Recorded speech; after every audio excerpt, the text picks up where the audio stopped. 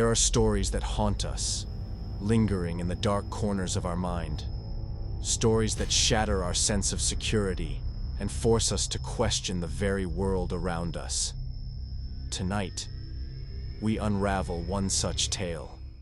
A tale of a killer who hides in plain sight. A killer who leaves behind a symbol that's both chilling and disturbing.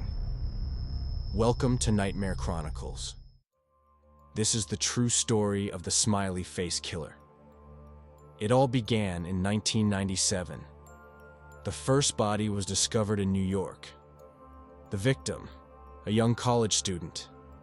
He had been found floating in the water, but his death was dismissed as an accident. They said he drowned after drinking too much. A tragedy, but nothing more. But soon after, something strange began to happen. Another body was found. This time, it was in another city. Then another. And then, more bodies. Each one drowned under eerily similar circumstances. No signs of struggle. No visible injuries. Just lifeless bodies in the water. At first, the authorities thought it was just a string of unfortunate drownings. But then, the same symbol began to appear near the bodies. A smiley face. The first time it was noticed, no one thought much of it. A simple graffiti symbol. Maybe just a sick joke. But then, it kept appearing. Every time a body was discovered. The smiley face. But why? What did it mean? The killer's signature was strange, unsettling, but it didn't stop there. The symbol was more than just a mark. It felt like a twisted message. A sign that the killer was mocking the authorities, laughing at their helplessness. He was always one step ahead. The victims were always young men, healthy, athletic, their lives taken away without warning. But what was even more disturbing was how they were killed. They were all found near water, rivers, lakes, ponds, places where drowning was easy. Almost as if the killer knew exactly where to strike. The victims had no connections to each other. They weren't friends. They didn't share a common background. It was as if the killer was choosing his victims randomly. But nothing about these deaths was random. As the bodies piled up, law enforcement began to notice something peculiar. The bodies weren't just left floating in the water. No, they were carefully placed, as though someone was making sure they were discovered. Each victim had been lured into a secluded area, often at night, often after drinking, or when they were most vulnerable. Was the killer waiting for the right moment to strike? Was this methodical? Planned? The Smiley Face Killer didn't just take lives. He toyed with the very idea of life and death. He made sure the authorities saw the bodies, saw the mark. He made sure his presence was known, and he reveled in the confusion and fear he caused. The killer's method was chilling in its simplicity. Drown the victim, leave the symbol, and disappear. No connections, no fingerprints, just the smiley face, mocking, taunting, laughing. Was it one killer, or were there multiple killers? Investigators began to consider the possibility of a network, an organized group that was operating across the country.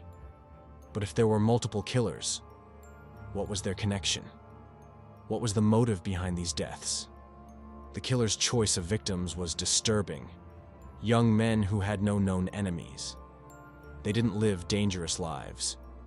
They didn't have ties to organized crime. Some victims were found near places like bars or college campuses. The killer may have known these places well, but he didn't seem to care who his victims were. He picked them randomly, like pieces on a chessboard. But one thing was clear. The victims were carefully chosen. Their fate sealed by the killer's twisted plan. As the investigations continued, the smiley face symbol became more than just a mark. It became a calling card, a sign of power, control, and fear.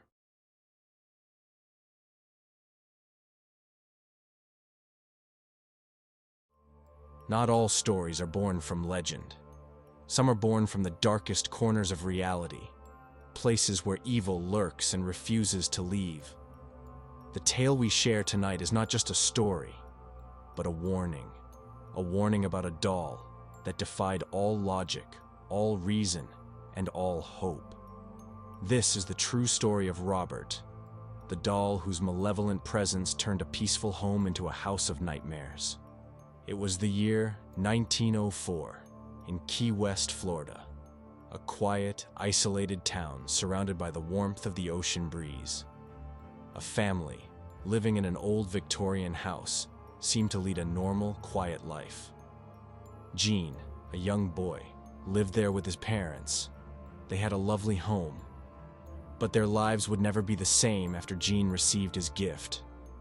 One fateful day, Gene was given a doll, a 3-foot-tall doll dressed in a sailor suit. But there was something unsettling about this gift. The doll's eyes were glassy and lifeless, its smile twisted and unnatural. And when Gene's parents looked at it, they felt a strange, creeping sensation, as though it were watching them, even when it didn't move. Gene named the doll Robert, and from the moment it entered the house, something shifted. At first, it seemed like a harmless child's toy, but as the days passed, something dark began to unfold. Gene started talking to Robert, but not in the way you'd expect a child to speak to their toy. He wasn't just playing, he was conversing with it, and, disturbingly, Robert seemed to reply. It wasn't just imagination. There were times when the doll's head would turn, its eyes would move, its limbs would twitch, just enough to make you question whether it was really just a doll. But it wasn't just Gene who noticed these changes. His parents did too. They heard noises at night, strange, unexplained sounds coming from Gene's room. Soft laughter. The scraping of the doll's feet across the floor, as if it were moving on its own. When they checked on Gene, he was always in bed, eyes wide with fear, speaking about Robert, his voice trembling as if he were terrified of the very thing he had once called a friend. But it wasn't just the boy who was affected. The whole house seemed to change. Rooms would feel cold, even on the hottest days. Furniture would be moved around. Objects vanished, and then reappeared, always in places they shouldn't be. The Otto family began to fear Robert. They noticed how Gene's behavior began to change too. His once playful demeanor was replaced by something darker. He would scream, clutching the doll, shouting that Robert was alive, and that it was angry. He spoke about the doll as if it had a mind of its own. He claimed it would move, laugh, and even speak to him at night, urging him to do things he didn't understand. At times, Gene would try to lock Robert in a closet. But the next morning, the doll would always be back in his room, sitting on the bed, watching, smiling. It was as if Robert had a will of its own, a force that no one could control. In desperation, Gene's parents sought help from a local priest, hoping that the man of God could rid their home of the evil presence that had taken root within the doll. But the priest was not prepared for what he would face. He entered Gene's room, ready to perform a blessing, but as soon as he stepped inside, he felt the air change. The temperature dropped. The room became heavy, thick with a presence, something malevolent. The priest tried to bless the doll, to rid it of its evil, but the room seemed to fight him. The doll's smile grew wider, the laughter grew louder, and the priest fled, too terrified to return. Gene's life was never the same. He grew older, but the doll never left him. Robert had a hold on him, a hold that could not be broken. Even when Gene moved out of his family home, he took Robert with him. The doll followed him to every house, every place he lived. The curse never stopped. Gene eventually passed away, but the story didn't end there. Robert the doll was left behind, forgotten by most, but the curse it carried never died. In fact, Robert was eventually moved to a museum in Key West, Florida. The very same doll that once tormented the Otto family now resides in a glass case for visitors to view, or so they think. Today, Robert the doll is still on display at the Fort East Martello Museum, and those who visit experience something strange. Cameras malfunction, leaving behind only distorted images. Visitors report sudden drops in temperature, cold gusts of wind that seem to come from nowhere. Some even claim to hear the doll laughing. And if you look into its eyes, you might just feel a chill run down your spine. A feeling that you're being watched. A feeling that you're not alone. Is it just a doll? Or is it something far more sinister? Something that never truly left, and is waiting for the next person to come too close? The curse of Robert the doll is far from over. And if you ever find yourself in Key West, standing before that doll, staring into its hollow, glassy eyes, remember, you might not just be looking at a doll. You might just be looking at the evil that still watches you.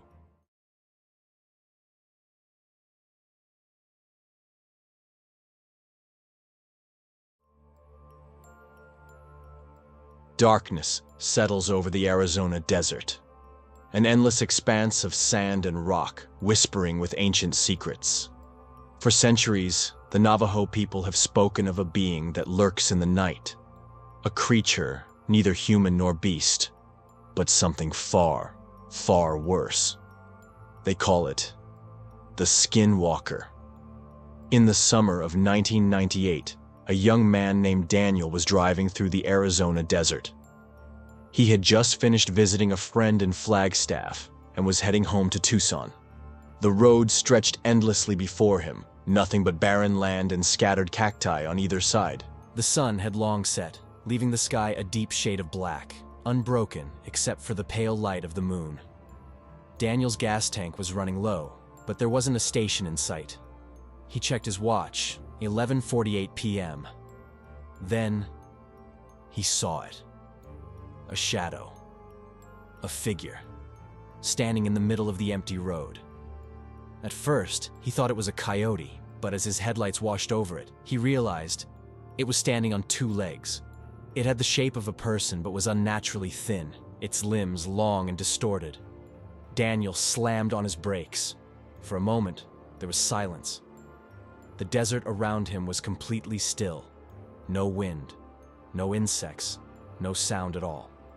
Then, the figure moved. With an unnatural jerk, it dropped to all fours and sprinted into the darkness. Daniel's breath caught in his throat. Every nerve in his body screamed at him to leave, but he couldn't move. That's when he heard it. A voice, his own voice, whispering from the desert, "Help me, help me. I'm lost." The words were broken, distorted, as if being spoken through an old radio with a failing signal. The voice seemed to come from all around him, bouncing off the vast emptiness of the desert. His hands trembled as he gripped the steering wheel, his knuckles turning white. The silence between each whisper was suffocating, as if the desert itself was holding its breath. Daniel's foot slammed on the gas. His tires spun against the asphalt before launching him forward at full speed. He glanced in his rearview mirror and froze. The thing was chasing him, but it wasn't running. It was crawling, on all fours, fast. Its arms stretched in unnatural ways, its body twisted like a contorted marionette. The voice came again, but now it was right next to his window. "Let me in, let me in." He didn't look. He didn't dare. Instead, he drove faster, his hands gripping the wheel so tightly his nails dug into his palms. Then, a loud thump on his roof. Something was on top of his car. He swerved violently, the vehicle fishtailing as his headlights illuminated the desert ahead. For a split second, he saw movement. More figures, shifting shadows, watching him from the roadside. His mind raced. Could there be more of them? His breathing was erratic now, sweat beading on his forehead. He tried to rationalize. Maybe it was exhaustion. Maybe he had imagined it. But then, a scratching sound from inside the car. Daniel swerved, trying to shake whatever it was. The sound of claws scraped against the metal. His heart pounded in his chest. Then, silence. Daniel risked a glance in his mirror. Nothing. Had it left? Just as he exhaled in relief, a face appeared at his window. A perfect copy of his own face. Except, it wasn't perfect. The eyes were hollow. The mouth was stretched too wide, as if struggling to hold its shape. Daniel screamed. The last thing he saw was a pair of glowing, hollow eyes before his car veered off the road and everything went black. The next morning, Highway Patrol found Daniel's car abandoned in the desert. The windshield was shattered, the doors wide open, but there was no sign of him. All they found were tracks. Not footprints, not paw prints. Something in between. And in the distance, carried by the dry desert wind, a voice, a whisper. Let me in. Let me in. Days passed. Search parties scoured the desert, but there was no trace of Daniel. His family pleaded for answers, but the only ones who spoke were the elders of the nearby Navajo reservation. They warned that some doors, once opened, can never be closed, and that Daniel had seen something he was never meant to see. Months after Daniel's disappearance, truckers traveling the same highway reported seeing something strange. A man, standing by the roadside. Some described him as wearing torn clothes. Others said his limbs looked too long, his face oddly stretched. But all of them agreed on one thing. When they passed him, the man would smile, and his mouth was too wide. One trucker swore that in his rearview mirror, the man dropped to all fours and started crawling after him. He never took that road again. To this day, Daniel has never been found. Locals say that if you drive that lonely highway at night and listen closely, you might still hear his voice, or worse, you might see something watching you from the side of the road, something waiting, something hungry, something wearing a human face. That isn't quite right. A skinwalker.